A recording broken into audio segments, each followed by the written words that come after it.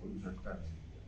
हाँ, आरसीपी सिंह साहब ने उन लोगों को 4 महीना पहले ये बताया था कि उनकी बात हुई है गृह मंत्री जी से, उनकी बात हुई है भारतीय जनता पार्टी के अध्यक्ष नड्डा साहब से,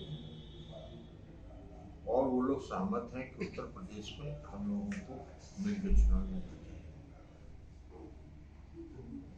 और उसके आधार पर हम लोगों ने उनको कहा कि बहुत अच्छी बात है, अगर उन्होंने आपको आश्वस्त किया है तो बात करिए, तो बात करिए, अगर एडजस्टमेंट होता है तो कराइए। फिर उन्होंने कहा कि सूची मांग रहे हैं। हम लोगों ने 30 विधानसभा क्षेत्र की सूची बना है, श्री धर्मेंद्र प्रधान जी को सुपुर्द करेंगे। ये लगभग 1-1.25 महीने की बात है, जब पिछला पार्लियामेंट चल रहा था उस समय की बात है। लेकिन उसके बाद कोई निष्कर्ष नहीं आया, कोई सकारात्मक उत्तर बीजेपी की तरफ से नहीं आया। इस बीच में कई दौर की बातचीत हुई श्री आरसीपी सिंह साहब से। आरसीपी सिंह साहब ने कहा कि बात हो रही है और समय निकलता जा रहा है। इस बीच भारतीय जनता पार्टी के अध्यक्ष नड्डा साहब ने प्रेस कॉन्फ्रेंस करके दिल्ली में ये कहा कि उत्तर प्रदेश में हमारा जो गठबंधन है वो श्री संजय सहनी जी की पार्टी से और अपना दल से, तो थोड़ा चौंकाने वाला हम लोगों को लगा। और उसके बाद फिर हम लोगों ने आरसीपी सिंह साहब से बात की। आरसीपी सिंह साहब ने कहा कि नहीं ऐसा नहीं है, हो जाएगा। तो हम लोगों ने कहा कि ठीक है, हो जाएगा, तो कम से कम भारतीय जनता पार्टी की तरफ से अधिकृत रूप से यह बयान भी आना चाहिए कि हमारी जनता दल यू से बातचीत हो रही है और जनता दल यू से भी हमारा गठबंधन हो सकता है। तो उन्होंने कहा कि शीघ्र हम करा देते हैं, तो अच्छी बात है, इसको होना चाहिए। नहीं हुआ, 2 दिन तक।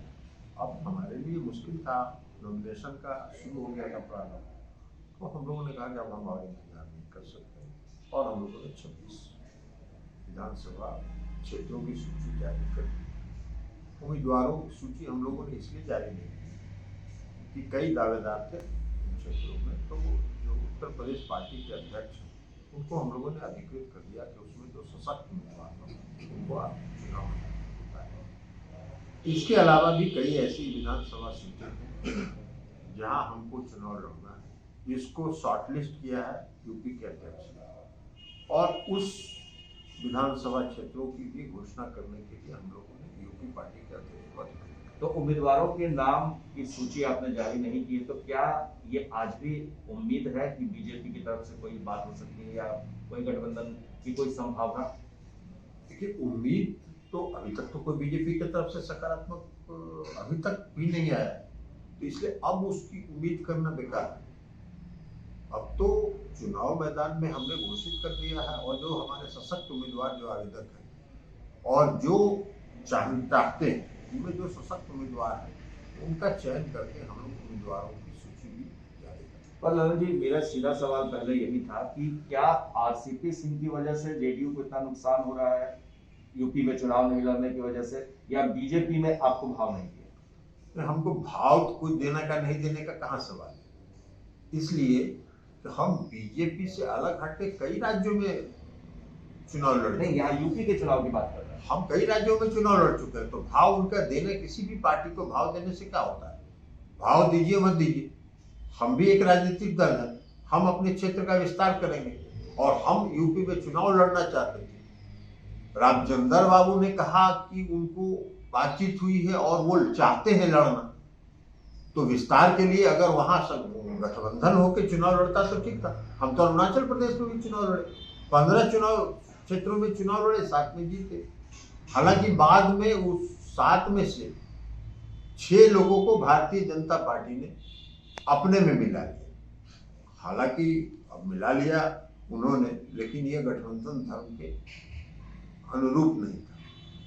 इसलिए कि हम जब राष्ट्रीय जनतांत्रिक गठबंधन में थे और हमारी पार्टी वहाँ थी, तो गठबंधन के एक दूसरे दल से डिफेक्शन नहीं कराना चाहिए, लेकिन उन्होंने कराया। पर सवाल ये उठता है कि क्या आरसीपी सिंह की वजह से नुकसान हुआ है, धक्का लगा है जेडीयू के एक इमेज को भी, और आप जितना सीट पर लड़ना चाहते थे वो लड़ नहीं पा रहे? हम किसी व्यक्ति को दोष क्यों दें? उनको अगर बीजेपी ने भरोसा दिया, अब बीजेपी ने कितनी ईमानदारी से उनको भरोसा दिया ये तो वो कर सकते हैं, लेकिन जो बीजेपी का अभी तक का जो रवैया था अंतिम दिन तक, जिस दिन उनकी कहीं बात हो रही है वो तो कह रहे हैं कि हमारी बात हो रही है, और सबसे महत्वपूर्ण बात यह है कि ये पहली दफा नहीं है। इसके पहले भी वो जब राष्ट्रीय अध्यक्ष थे तो वो खुद मंत्री बन गए केंद्र में। इसके अलावा विशेष राज्य के दर्जा की बात होती है तो उनका जो सुर होता है वो केंद्र सरकार की तरफ से होता है। तो तमाम चीजें ऐसी दिख रही हैं जिससे ये लग रहा है कि पार्टी वो जो चाहती है या पार्टी का जो लाइन है उसके साथ वो दिख रही है। इसका बेहतर उत्तर वो खुद दे सकते हैं, क्योंकि वो बातचीत कर रहे थे। हम तो ये मानते हैं कि उनको जो ऑफर मिल रहा था भारतीय जनता पार्टी की तरफ से, वो कितना ईमानदारी से वो ऑफर कर रहे थे ये आपको रामचंद्र बाबू को करना चाहिए, और हम समझते हैं कि सबसे उपयुक्त व्यक्ति वही है जो इसका उत्तर दे सकते। लेकिन वो चुप्पी साधे तो कुछ स्टेटमेंट दे नहीं रहे, आपको लगता है कि उनको बोलना चाहिए? हम आपको कह रहे हैं कि अगर ये सवाल आप हमसे पूछ रहे हैं तो हम तो उसमें कहीं थे नहीं, तो इसका बेहतर उत्तर तो वो दे सकते हैं, हम तो उसके लिए सक्षम व्यक्ति नहीं।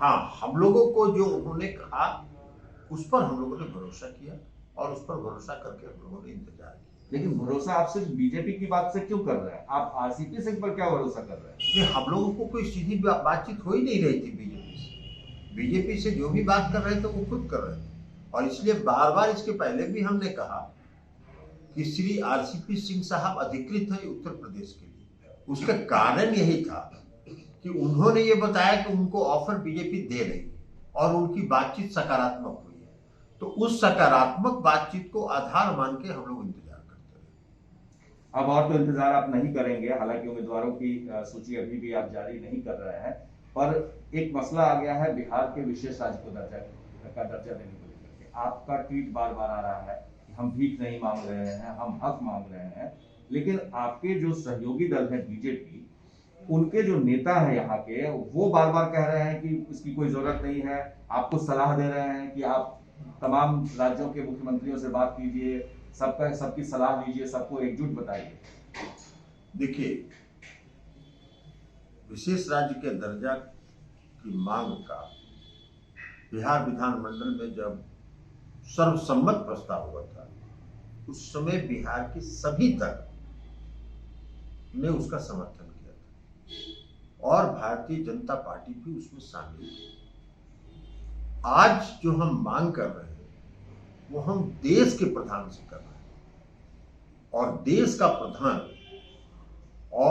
का प्रधान आदरणीय प्रधानमंत्री किसी भी दल को और राज्य के देश के किसी भी नागरिक को प्रधानमंत्री से मांग करने का हक है, और उसके तहत हम मांग कर रहे हैं देश के प्रधानमंत्री से।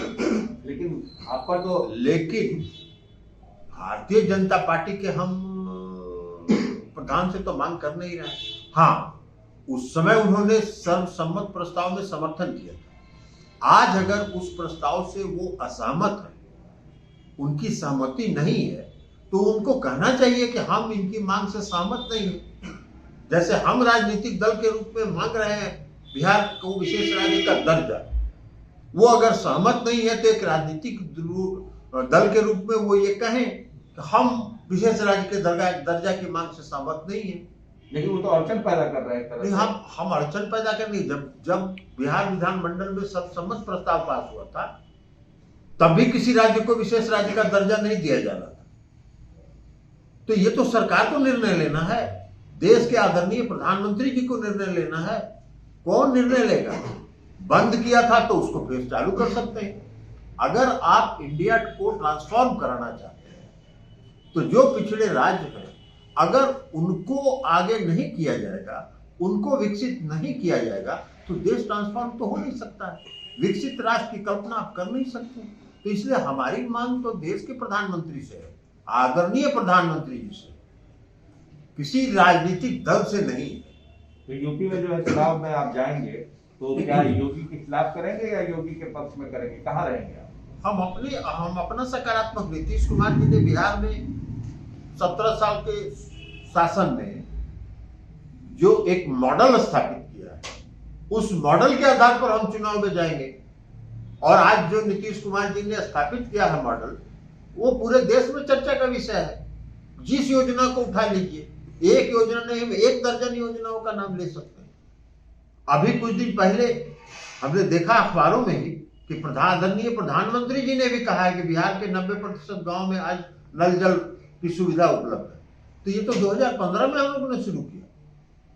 केंद्र की सरकार ने उसको 2019 के बजट भाषण में माननीय वित्त मंत्री ने उसको शामिल किया। बिजली के क्षेत्र में हम 15 में हर घर बिजली पहुंचाएंगे, ये काम शुरू किया। 2018 में हम लोगों ने खत्म कर दिया। तो आपके विधायक अगर जीतेंगे तो किसको समर्थन देंगे? हमारे जब विधायक जीतेंगे और जब चुनाव का परिणाम आएगा, उसमें देखा जाएगा क्या परिस्थिति होता है। अगर आपको हमारा वीडियो पसंद आया हो तो इसे लाइक करें, सब्सक्राइब करें और साथ ही बेल आइकन दबाना ना भूलें।